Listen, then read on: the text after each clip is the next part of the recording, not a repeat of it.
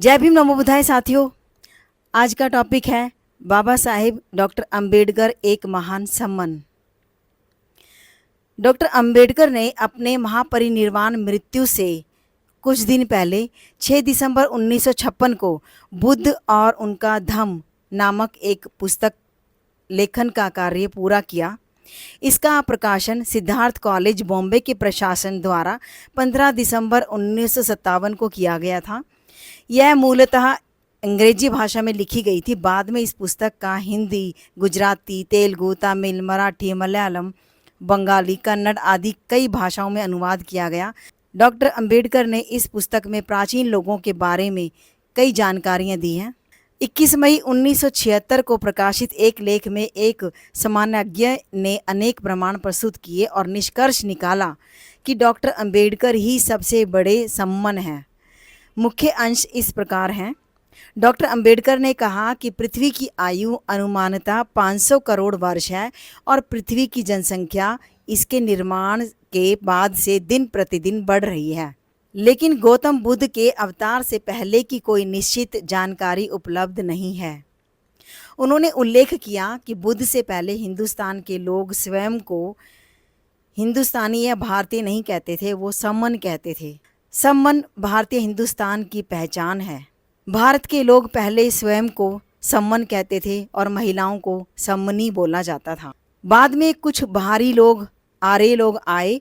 ऐसा माना जाता है कि आर्य 1800 से 1500 ईसा पूर्व के बीच भारत में प्रवास कर गए थे। वे सिंधु घाटी में बस गए। फिर सम्मनों ने उन्हें बाहरी होने के कारण वमन कहना शुरू किया। पाली भाषा में बाहरी का अर्थ होता है वमन। इसलिए हिंदुस्तान में बाहरी लोगों की पहचान केवल वमन है और हिंदुस्तान के नागरिकों की पहचान केवल सम्मन है। हम सम्मन हैं। बाद में समय के साथ वामन की पहचान बदलकर वामन यानी ब्राह्मण कर दी गई, जो वमन होते हुए यहाँ से ग्रहण कर रहे थे। इसी दोनों को मिलाकर ब्राह्मण किया गया। बाबा साहेब ने अपनी पुस्तक में उल्लेख किया कि प्राचीन काल में सम्मनों का जीवन बहुत ही सादगीपूर्ण हुआ करता था और बहुत सरल था।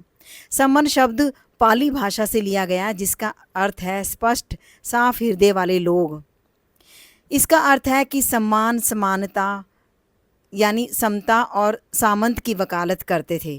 वे समूहों में संयुक्त रूप से रहते थे और इसे संघ के रूप में जाना जाता था। सम्मन संघ यह बिना किसी निर्दिष्ट नेता के काम करता है। इसमें सभी बराबर होते हैं। वे सभी किसान, बढ़ई, व्यापारी, मोची और मेहतर आदि के रूप में मिलकर कार्य करते थे। कोई बड़ा नहीं, कोई छोटा नहीं। वे सप्ताह में एक बार मिलते थे। सभी को सम्मन संघ के निर्णयों का पालन करना पड़ता था। निस्वार्थ लोगों की सबसे प्राचीन इकाई है सम्मन संघ। इसका कोई संस्थापक नहीं है। यह गौतम बुद्ध के अवतार से पहले भी विकसित हुआ करता था और बाद में गौतम बुद्ध ने इसे और भी परिष्कृत किया। ऐसा माना जाता है कि यह हिंदुस्तान का स्वर्णिम काल था।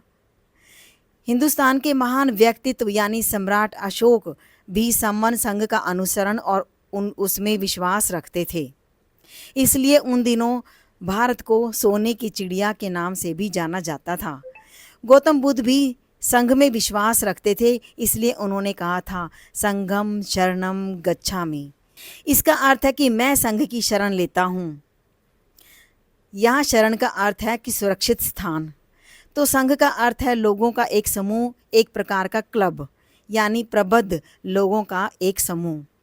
बाबा साहेब ने भी संघ के सिद्धांतों को अपनाया और उनका मानना था कि अछूतों का कल्याण तभी हो सकता है जब वे सभी संघ समूह का या संगठित रूप से रहें।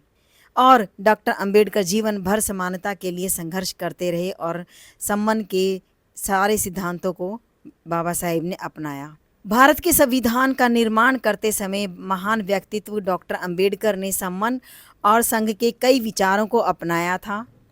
भारत का संविधान सभी व्यक्तियों के लिए समानता, करुणा और न्याय की वकालत करता है। भारत रत्न बाबा साहेब डॉक्टर भीमराव अंबेडकर सबसे महान सम्मन हैं। तो ये था बाबा साहेब के सम्मन होने का सबसे बड़ा मूल कारण। आप सभी को समन संघ के बारे में जानकारी कैसी लगी ज़रूर बताएं। Thank you so much. जय भीम, नमो बुद्धाय साथियों।